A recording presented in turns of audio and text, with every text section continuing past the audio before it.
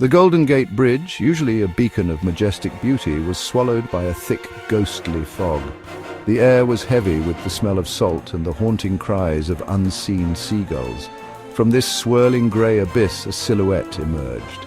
Alcatraz Island, a hulking mass of cold stone and unforgiving steel, stood sentinel. This was no ordinary island. This was a place where hope went to die. Known as the Rock, Alcatraz was America's most feared prison. From 1934 to 1963, it held captive some of the nation's most notorious criminals. Men like Al Capone and George Machine Gun Kelly called these walls home. The isolation was absolute, the currents treacherous. Escape, they said, was impossible. But within those walls, whispers of defiance echoed. Men dreamt of freedom, their desires fueled by desperation. None more so than three souls who dared to challenge the impossible: Frank Morris and brothers John and Clarence Anglin. Inside the walls of Alcatraz, life was a relentless cycle of misery. The cold, damp air seeped into the very bones of the inmates. The silence, broken only by the clanging of cell doors and the barking of guards, was deafening. Every day was a battle against despair. The cells were cramped and bare. A cot, a toilet, a sink, stark reminders of the world they'd left behind. The guards, hardened and vigilant, watched their every move. Hope, once a flickering flame, threatened to be extinguished entirely. But even in this environment of despair, the human spirit could not be completely broken. Frank Morris, a cunning and intelligent man, refused to let Alcatraz be his tomb.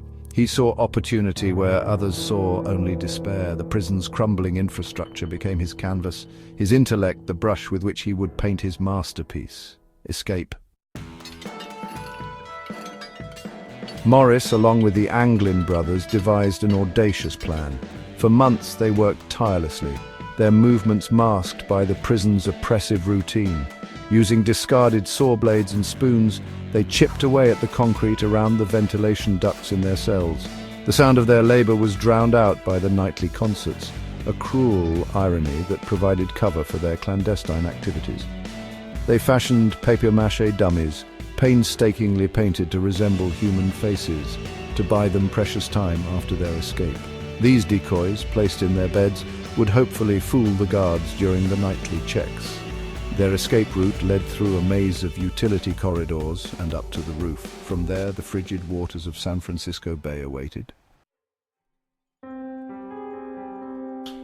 On the night of June 11th, 1962, under the cover of darkness, the men made their move. They slipped through the openings in their cells and climbed to the roof. The wind howled, carrying with it the threat of exposure as they navigated the treacherous rooftop. Below, the dark waters churned, a constant reminder of the perilous journey ahead. They used discarded raincoats and stolen materials to fashion a makeshift raft. Their hearts pounded in their chests as they lowered their makeshift vessel into the icy water. They paddled furiously, swallowed by the darkness, their fate uncertain. Did the currents sweep them out to sea as the authorities believed? Years later, a letter surfaced, purportedly written by John Anglin. He claimed they had survived, adding another layer of intrigue to the already captivating tale. Scientific analysis of the tidal currents that night suggested their escape route was feasible. The mystery deepened. Did they perish in the unforgiving waters of the bay? Or did they manage to slip the clutches of Alcatraz and vanish into legend? The question lingers, a haunting reminder of the enduring power of the human spirit and the allure of the unknown.